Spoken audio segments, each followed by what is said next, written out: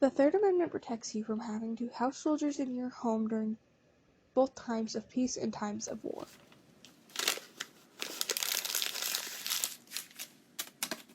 Because of its wording specifically in reference to soldiers housing themselves on land not belonging to them, the Supreme Court has very rarely mentioned it, and there were no landmark cases revolving entirely around it, though it was mentioned as an example in Griswold v. Connecticut, which spoke more about bodily autonomy and personal privacy rights than about property rights.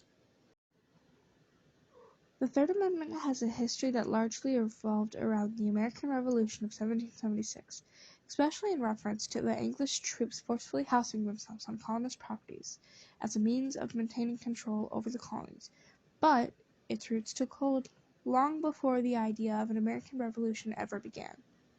Throughout the course of history, the English troops were not very keen on having a standing army. If they were ever to have an army, they wanted the soldiers stationed in the army to be scattered among the population to help prevent the army from going rogue and turning on the population.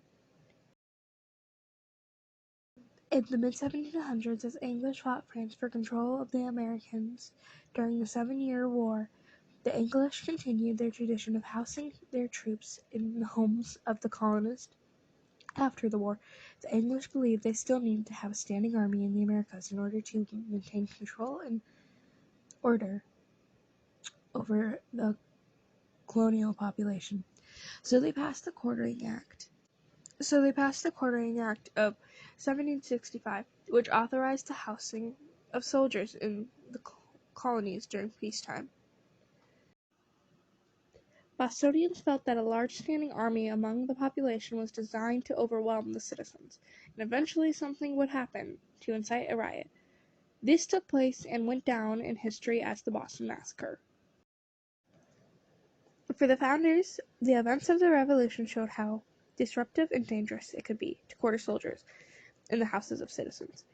It was way too easy for an abusive government to use the military to intimidate the people or even use the threat of force to subvert the rights of the citizens.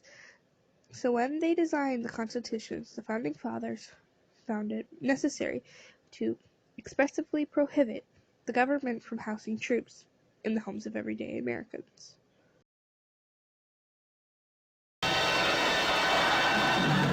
Nobody expects the Spanish Inquisition.